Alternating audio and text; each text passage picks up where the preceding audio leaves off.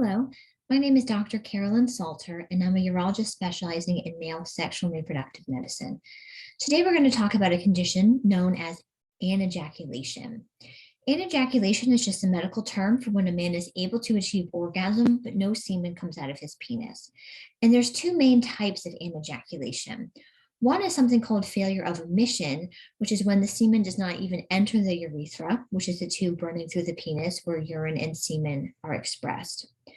The other cause is something called retrograde ejaculation.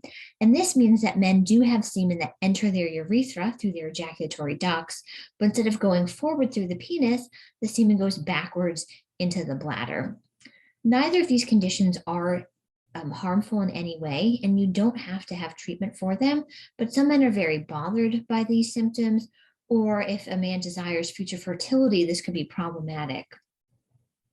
In terms of causes of anejaculation, this is a known side effect from some medications, including alpha blockers that we use very commonly in urology for men with enlarged prostate or for patients with kidney stones.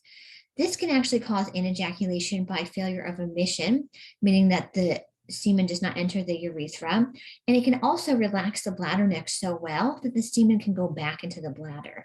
And so these medications can actually use both mechanisms to result in anejaculation.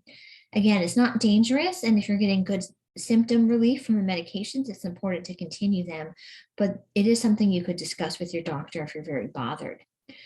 Anejaculation is also a side effect of many surgeries, including many urologic procedures.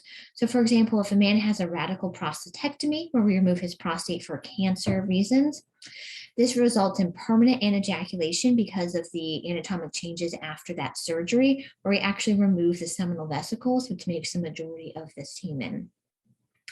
Similarly, men who have radiation therapy for prostate cancer can also experience anejaculation, and this can be temporary in some men, but in a small percentage of men, that's permanent as well. There's also surgeries for non-cancerous prostate conditions. So for example, if you have an enlarged prostate with lots of urinary symptoms, you might undergo a transurethral resection of the prostate or various related procedures. All of these can cause retrograde ejaculation because they open up the bladder neck. However, if this is a concern for you, it's important to talk to your surgeon because some of these procedures have much lower risks and almost no described anejaculation cases in the medical literature. So if that's a concern, you do, for example, desire future fertility, make sure you tell your surgeon so you can select the correct procedure for yourself. And then lastly, this is another common urologic procedure for advanced testicular cancer, but there's a surgery called retroperitoneal lymph node dissection where we actually remove the abdominal lymph nodes. And this can lead to retrograde ejaculation in men, and it can be temporary, but it could take 2 or even 3 years to get regular ejaculation back.